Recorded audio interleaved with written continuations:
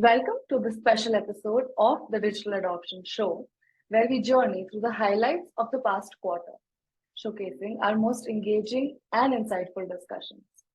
As we close another eventful quarter, we're taking a moment to look back at the remarkable insights shared by leaders in L&D, HR, and the digital workplace.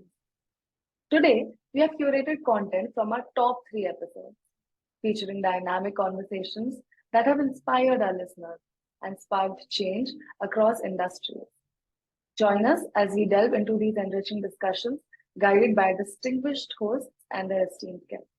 In our first highlight, Arijeet, Director of Sales at Whatfix, introduces to us Dr. Thomas Blumer, the former Director of Knowledge Management at QAD. With a rich background in digital adoption, AI, and ML, Thomas shares his extensive experience in enhancing customer value and transformative power of digital adoption platforms in today's rapidly evolving tech landscape.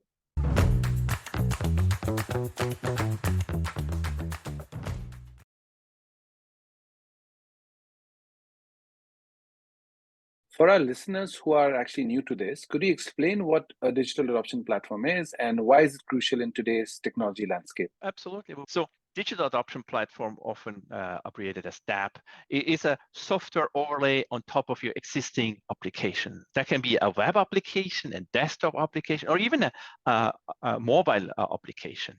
Now you wonder, like, why would I need an overlay on my software I just purchased? It's like, well, just think about how many times you got frustrated because it didn't work the way you expect it to work, or how much time you wasted finding a feature exists, but you don't use it all the time. And that even happens when I use Instagram. So like, where is my saved image? And then you have to click 5 items till you see it.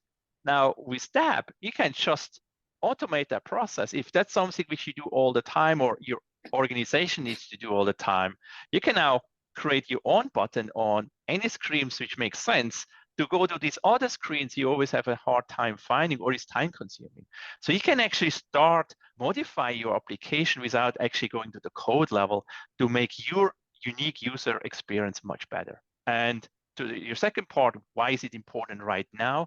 I mean, there's so much change coming. There's so much AI at the brink to be introduced. Now you have a tool to control AI. You can control other applications. And more importantly, you can actually see what's happening in your organization. Many times people don't even know how their own application is used, where it works well, where people struggle, where people have a lot of errors. Now you have all this visibility and you can take actionable steps to help the situation with DAP. So I think it's just a tremendous tool. Right, very interesting. So it sounds like you can track user behavior and how they're using the system or how they should be using it, and also influence that behavior by setting up certain nudges or notifications, etc., that you mentioned in the app. Yeah, just think about, traditional UX sessions, like where you have a few people or you interview them. And many times they kind of tell you what you want to hear, or they try to figure out what this application should do because they are embarrassed to really tell you how they abuse your system, for other purpose.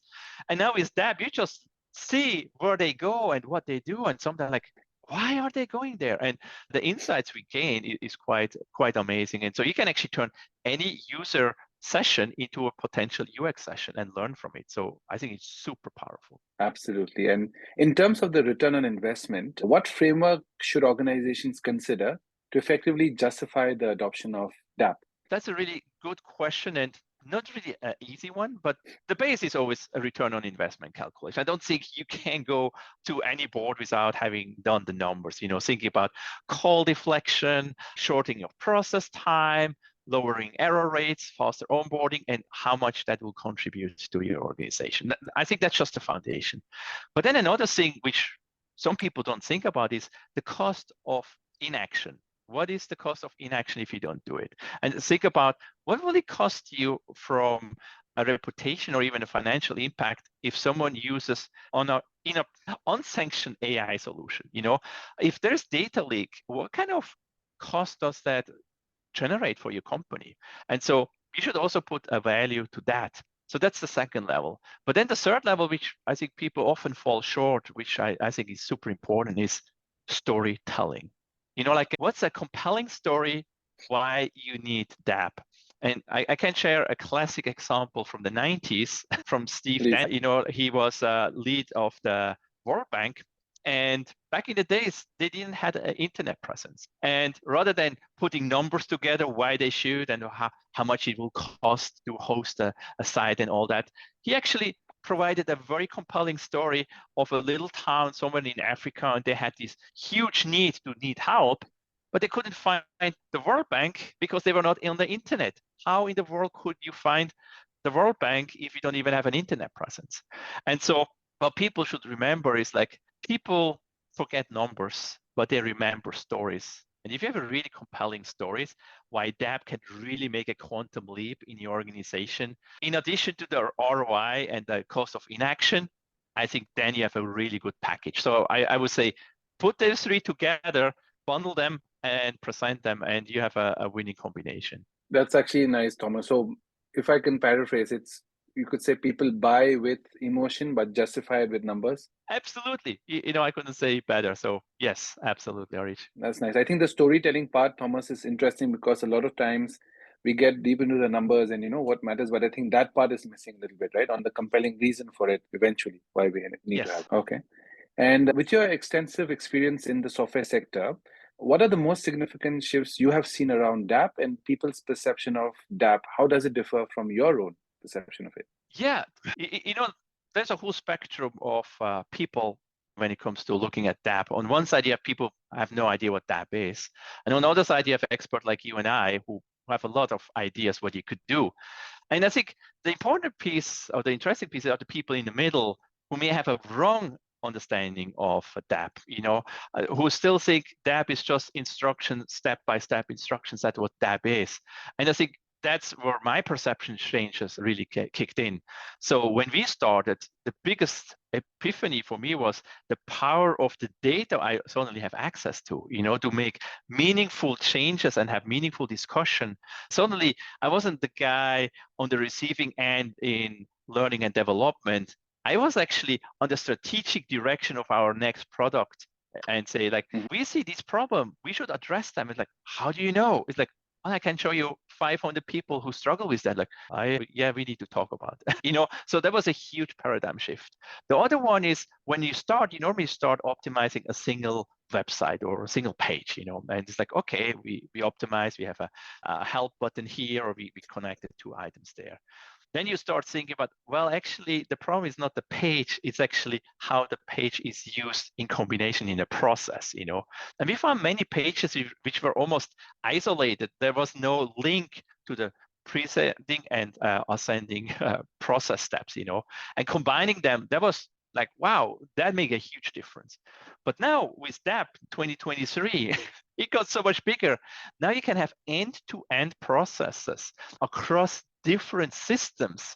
And if you follow any TQM or lean management philosophy, you know that a majority of work or time is actually spent in non-value activity, many times wait time. It's just nothing does anything about it till the next thing happen. DAP historically focused on the activity which happened, but now you can manage even the inactivities and actually start comparing, like, why does this process take 3 weeks in Europe but 5 weeks in the United States? Is the same process.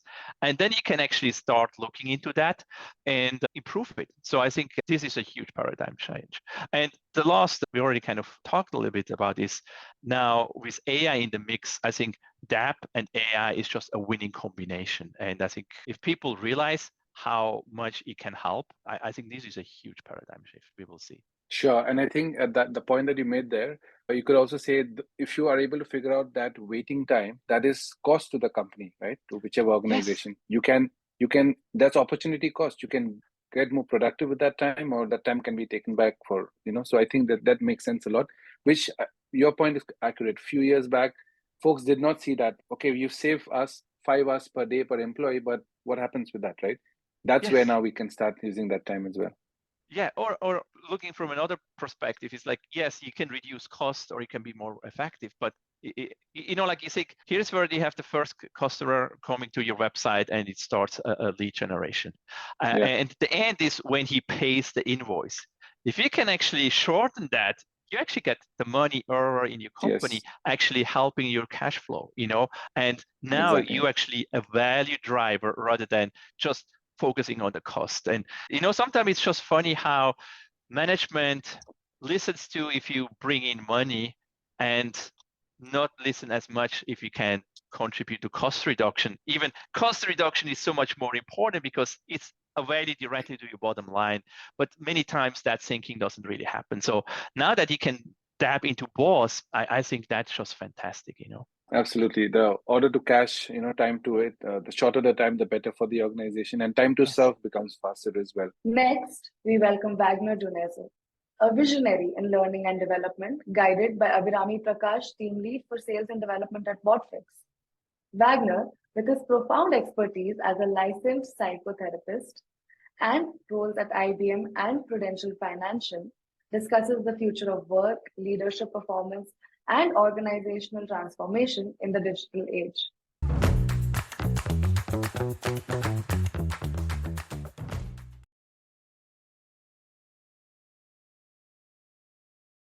How do you think leadership teams have really evolved over the years? Are there certain fundamentals that have remained constant, or do you think there are new approaches that are proving successful in today's rapidly changing landscape? That's a question that has so many answers. I think each one of us has a different answer. But if you think about the essence of things, the other day I wrote on LinkedIn and I loved it. Actually, I liked it. It's like, find what's essential and become exceptional at being you. Never about being somebody else.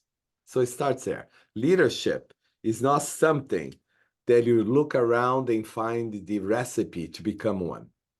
You have to combine your own values, your beliefs. I truly believe in this one. Beliefs, your beliefs about D&I, your beliefs in really human-centered leadership, your beliefs about collective well-being, your belief as a leader matters a lot. So the constant stays with the essence of becoming a leader, because when you become a leader, you have to show up your true self, your beliefs, your values, and act accordingly. We don't see that often, but that's how it should be. So that doesn't change. And there was one, when I worked in so many companies, there was a few competencies that actually they're still valid. One, for example, continuously transform. As a leader, you have to be prepared to continuously transform. So the idea of change management feels very kind of traditional because it's not about managing change. It's about integrating change into the flow of work, into the flow of life, because you don't manage separately. The change is happening, you're being impacted, you need to integrate that change and move forward. So self-acceptance will do that.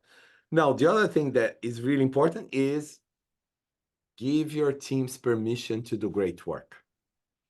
A leader's job is to create the conditions for people to do great work. So a leader that needs to be an outside-in observer is really important, because leaders who are really attached, and I say this and I love this one that is on the book, be engaged but not attached. Because the moment you are emotionally attached to your own ideas and the way of doing things, you eliminate the opportunities for everybody else to contribute to the idea. Some leaders are very focused on themselves, and that eliminates the possibility of greatness. To allow people to do great things, you need to be humble enough to allow yourself to know that maybe innovation, creativity, and best ideas will not come from you. So those are important. But one thing that's changing is the digital piece, is the cognitive mastery. I talk about this skill, cognitive mastery, because that needs to change. We know that today people are not trusting corporations. There is a lack of trust overall, globally. We know that leaders that use their memos to talk to their people, crafted by communications experts, are not having the impact that they want to have. I just uploaded something on LinkedIn today. It's a little provocative, but I like to be provocative. I said, is it okay for corporations to continue to balance their balance sheets and quarterly earnings on employees? So we keep laying off people just to show the street that we're still good, we're still profitable? Is it okay really to continue to support that? Or leaders should be much more courageous to take accountability for making the wrong decisions in the last 3 years, to not having the courage to try new capabilities and allow people to do great things, for hiring too many people because you are desperate and didn't know what to do. It's like, let's take accountability for our actions and then make smarter decisions. Because right now, I don't think people are trusting very much. So the cognitive mastery is about know your reactions to triggers. You know, I'm triggered emotionally by a lot of things. We all are. But you need to compose yourself, see things that are not about you, but it's just the reality, and start responding to things. I love Viktor Frankl's quote. He says, between the stimuli and your response, there is a pause. In that pause is your opportunity to craft your response. And then he says, in your response is your freedom and your growth. I love that because that's what leadership is about, the ability to be conscientious and respond in a way that you're proud of. So that's changing a little. But another interesting tidbit from your book that I noticed as well, you talk about distinct leadership styles. So how do we identify them, Wagner, and how can we apply them in the modern workplace? You know, the modern workplace is an open space. Let's think this way. Digital transformations are allowing much more access. We have transparency, we have access, and we have a collective environment where information is shared freely. So it's not a hierarchical sense of like cascading goals, cascading communications. The word cascading should never be used again, to be honest. There's no cascading. There is a lot of thunderstorms everywhere, but it's not cascading anything. So the leadership styles will be available to you because you're going to observe different styles. But you know, one thing that I'm very careful, we cannot be judgmental about the styles that people adopt because that's the resource they have available to them. Emotionally, if you're not used to talk about your emotions and you learn that talking about emotions is not really something that you should be proud of, you're going to become the business leaders who avoid connections with people. You're going to be the business leaders who probably might have good values, but they act in a very structured and professional way that doesn't give the fluid ability to create culture. Culture is about connectivity. Culture is about sharing.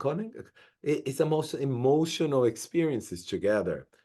So culture is something that we are not really well prepared. So you're going to identify different styles. There are some leaders, they are business leaders, and they know how to architect something for efficiency, effectiveness, and moving the business forward. That's great. Don't underestimate the value of each one of them. There are leaders who are very kind to their people, but they're only focused on themselves. You know, they're kind to their people, but in service of them moving up. So you're going to see a lot of leadership styles, but it's not about styles. What I want you to focus on is leadership essential expressions. When you see the expressions of consciousness, you know this leader is taking in consideration the well-being of others. When you see somebody who is curious, you know that they are not so focused on their family and friends as the best ones. They want to hear about diverse thoughts, diverse people, diverse opinions. So curiosity gives an indication that you have an open mindset. Encourage. Isn't it wonderful when you see a leader taking stand for your community or for people who are being oppressed? You know, so it's not about styles, but it's more about the expressions. When you see leadership expressions of courage, curiosity, or consciousness, you know you are seeing a leader who is striving to become the best what they can. Absolutely. I think one of the major takeaways is regardless of your intent, it really comes down to the expression at the end of the day.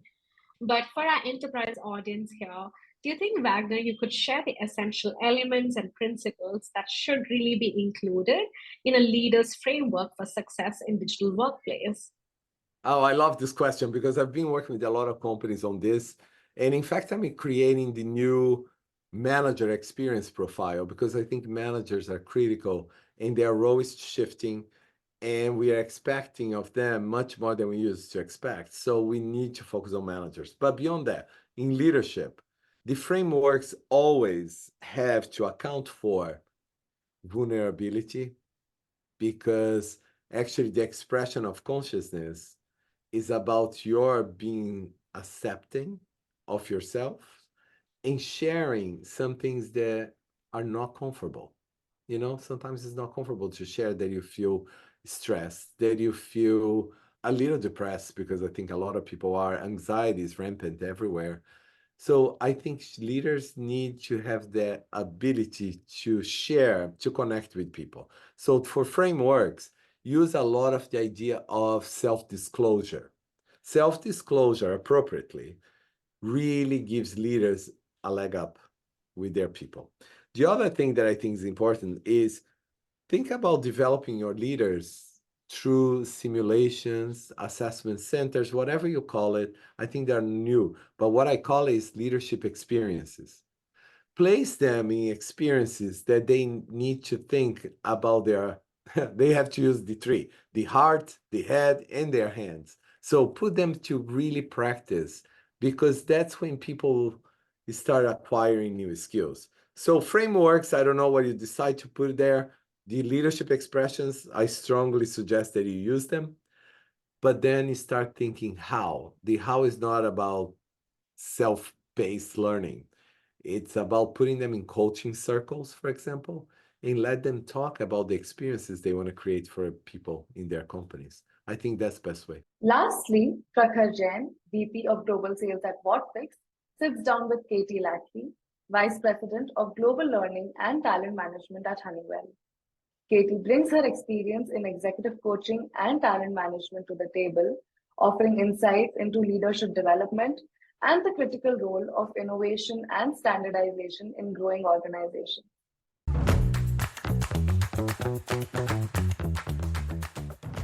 Moving on, to the topic itself, I think we are going to be covering a lot in our discussion today around polarities. And, of course, there are facets to it, but maybe why don't we just start, or, to familiarize our audience, let's just conceptualize the role of polarities in an organization in terms of decision making. And how do you see that in the current 2024 business landscape? There's so much going on around us. So maybe let's start with a quick introduction around it and what role does that play? Sure.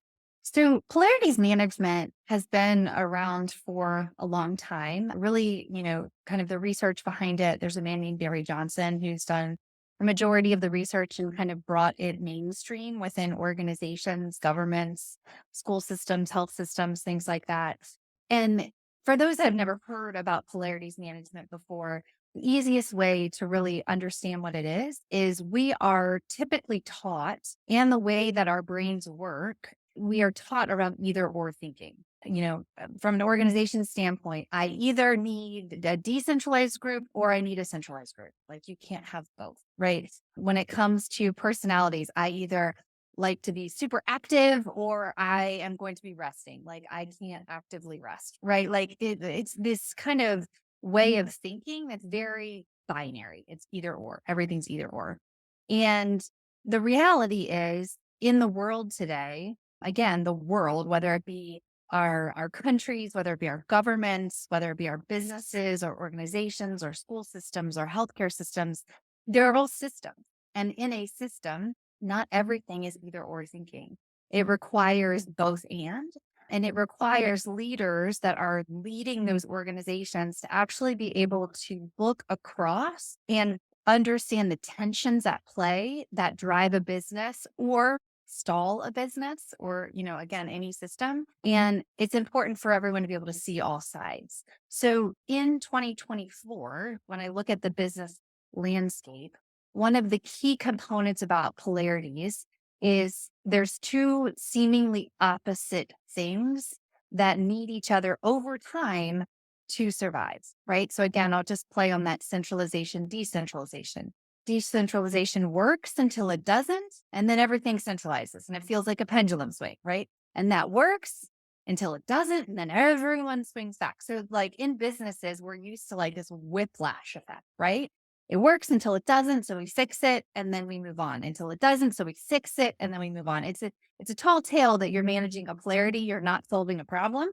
And in today's world, things are moving so fast that what's happening is businesses are feeling the whiplash on like a 3-month cycle or a 6-month cycle. Like kind of one is we can do this for 10 years and it'll be fine for 10 years until we fix it. And then it'll be a fine for another 5 years. Like it's just the pendulum swing has become much more aggressive and a lot faster. So it means that as leaders, we have to govern and think differently about how we do it. And that's where polarities really come into play. I think very well put, Kitty. I can think of an example of our world and where, in the startup, while we are growing, there are also, consistent needs for processes that can scale. So the decentralization versus centralization example that you give is exactly the kind of situation we find ourselves in, because we need to stay agile and nimble at the same time, because that's what a startup's foundation is built on. But at the same time, you need some level of centralization as well. So I think it's the right balance of, I don't want to call it short term and long term, but it's like I think you put it better, that it's the right balance of looking at it in the realm of what can do to a point and then solve it for the next phase and then go on from there, finding that right balance. 100%. And, short and long term, like that's a polarity. And, the same when you think about startups or you think about large organizations, it's this tension between innovation and standardization, right? Like, no, I need to go do, and I'm going to test and try. And then you have to standardize it because you got to make it efficient. You got to and you need both, right? Everyone needs both. So it does require us all working together, being more aware that both are good. It's not either or, not one's not better than the other. Like both of them are important. Both of them are valued. And when we can start to think with that both and mindset, we make better decisions as leaders. No, absolutely. I think just with your experience, our audience would love to know, Katie, if you could describe some complex real world scenarios where you have seen traditional decision makings falling short and then managing polarities, giving a much better solution. Yeah. I mean, I think I see this all the time. I'm not going to lie, as a practitioner of this work and trying to live and breathe it for over a decade of my life. Like it's hard. It's hard. It's complicated. One of the first things I'll just say as a tip though, is it's appreciating the complexity. When you can actually just realize that things are complicated, that there's multiple ways to solve something, and that your idea is a idea, not the idea, like that's like the easiest place to start. Now, again, all of that's very hard. We all like being right. We all like being smart. We like being the best. We like our ideas to, get the traction, but there's an appreciation to that. One of the places that I see it fail most often in business is actually around organizational design, as well as leadership succession. And so again, I kind of mentioned that decentralization, centralization. It's a simple way for us to think about things. But what we'll do is in business, we will set up an organizational structure. That structure supports one side of a pole, right? One side of that two-dimensional like polarity. And we'll put all of our energy into it. And we'll move everything to kind of quote unquote fix the problem. Which again, if we're not navigating both sides of the polarity and we're not driving an organizational design that looks at both sides and realizes how can you be centrally decentralized in this model, that's where we fail. We'll centralize everything. And then all of a sudden, Prakash, you're the leader. Yes, you centralize everything. you're amazing at that. And then you go and get promoted and things start to unwind and it's like, oh, it's the leader. And it's like, and then we change a different leader and then we centralize everything. And so it's this tension between decision around navigating polarities that we didn't do a very good job setting up like infrastructures or structure properly, which again is complicated and hard. I'm not saying it's easy, but then we also put leaders in situations where like, and again, selfishly, I've run small businesses. I've run massive organizations inside Fortune, 500 companies. I love to build. I'm a creator, so put me in that role, put me in, coach, run, maintain, sustain. That's a little harder for me, but I know that about myself. And so I work hard to run, maintain, sustain while building at all times. And you have a much more sustainable organization. And again, I think we don't have enough focus on polarities management in mainstream kind of business today. And so we don't have enough leaders and professionals and HR professionals talking in a way that drives a more sustainable outcome. So org design is definitely one. And then the same is delivering in transformation. That's another real one. And you mentioned it yourself, like you're building an organization, you're dripping in polarities. Like once you get to a certain point in the organization based on the number of employees you have, like, well, now everything breaks.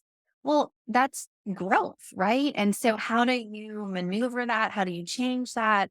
How do you sustain the culture and feed the appetite while building a sustainable ground? Like you have to invite other skill sets to the table. You have to invite other practices to the table, which again can feel from a human perspective intrusive, but it's not. It's the beauty of diversity. It's the beauty of how all of this works.